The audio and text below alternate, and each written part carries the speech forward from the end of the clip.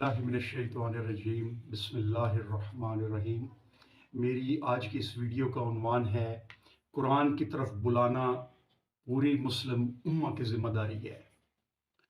भाई और दोस्तों, अल्लाह के आखिरी नबी ने दीन इस्लाम को हम पे मुकम्मल कर दिया। अल्लाह ने अपनी नेमत मुकम्मल कर दी और कुरान ही वो वाहिद किताब थी जिसकी बिना के ऊपर अल्लाह के नबी ने पूरी कौम को बुलाया, पूरी कौम को दावत दी और उसी को इम्प्लीमेंट किया।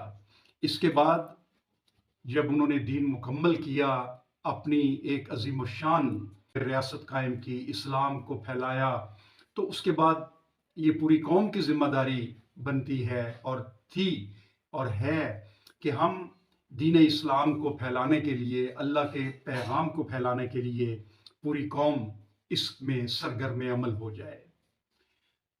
हम देखते हैं कि बिहार, श्रृंगापट्टनम और दिल्ली की फौजी शिकस्त के बाद यहाँ पे अंग्रेज हमारे ऊपर काबिज हो गया।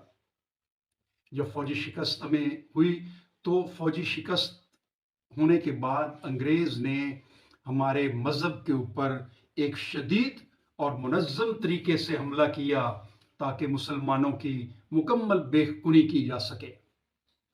भाई और दोस्तों, हमें तकसीम किया, नए नए फितने और अकीदे घड़े और मज़हब के बारे में काम करने वाले लोगों को, मज़हबी प्लेटफॉर्म के लोगों को उनके खिलाफ दम तरीके से जद्दोजहद की, मुहिम चलाई, जिससे कि उनके किरदार को मसक किया गया। अवाम को इस्लाम से दूर करने के लिए मुनज़्ज़म तरीके से ये काम किया गया और इस काम में हमारे काली भेड़ें भी शामिल थी। वो काली भेड़ें जो आज हमारी हीरो बनी हुई हैं। इन्होंने इस्लाम को तकसीम किया और इस्लाम के लिए काम करने वालों के किरदार को मसक किया। आज जो हम देखते हैं कि इस्लाम के ऊपर हर कोई कीचड़ उछाल रहा है, ये ऐसे ही नहीं है। इसके पीछे डेफिनेटली मुनज़्ज़म साजिश है जिसके तहत ये किया गया। अल्लाह पाक फरमा रहा है कि ना दूर हटाओ खुद से उन लोगों को जो पुकारते रहते हैं अपने रब को सुबह शाम, तलबगार हैं उसकी खुशनुदी के, नहीं है तुम पर उनके हिसाब में बार किसी चीज का, और ना तुम्हारे हिसाब में इन पर कुछ जिम्मेदारी है कि उनको परे हटाओ। अगर ऐसा किया तो हो जाओगे तुम जालिमों में से। ये सूरह अल इनाम की आयत नंबर 52 है। इसमें हम ये देखते हैं कि वो लोग जो अल्लाह का नाम पुकारते रहते हैं, जो दिन रात हमारी मस्जिदों को आबाद रखते हैं, जो हमारे अजाने देते हैं, जो हमारे बच्चों को कुरान पढ़ाते हैं, वो हमें इस चीज़ का अल्लाह हुक्म दे रहा है कि उनको अपने से दूर मत हटाओ। भाई और दोस्तों, हम देखते हैं कि मौलवी के खिलाफ, जो कि हमारे मज़हब का एक सिंबल है, उसके खिलाफ एक मुनज़्ज़म साजिश के तहत हर बंदा कह रहा है मौलवी बुरा, मौलवी बुरा, मौलवी में ये नक्स। कभी हमने सोचा है कि कभी किसी ईसाई मुबल्लग के बारे में भी ईसाइयों ने बुरा कहा हो?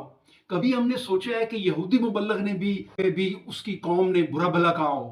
कभी आप नहीं सुनेंगे कि यहूदी और ईसाई और हिंदू अपने प्रीच करने वाले राहबों को कभी बुरा कहें। लेकिन हमारा ये फैशन बन गया है कि हम मौलवी को हर हर काम में उसको क्रिटिसाइज कर रहे हैं। मौलवी तो हमारे मुआशरे का मजलूम तरीन तबका है। वो अजान देता है, हमारे बच्चों को पढ़ाता है, इतनी खिदमत करता है, नमाजें पढ़ाता है, लेकिन मस्जिद कमेटी एक सेकंड में कान से पढ़ के उसको निकाल देती है। आप किसी को मुलाजम को निकालें, हाई कोर्ट में आप जाते हैं, आप सुप्रीम कोर्ट में जाते हैं, कोई किसी को निकाल नहीं सकता। लेकिन ये ऐसा मजलूम तबका हमने बना दिया है जिसकी कहीं सुनवाई नहीं होती, और फिर हम इस तबके को बुरा कह रहे होते हैं।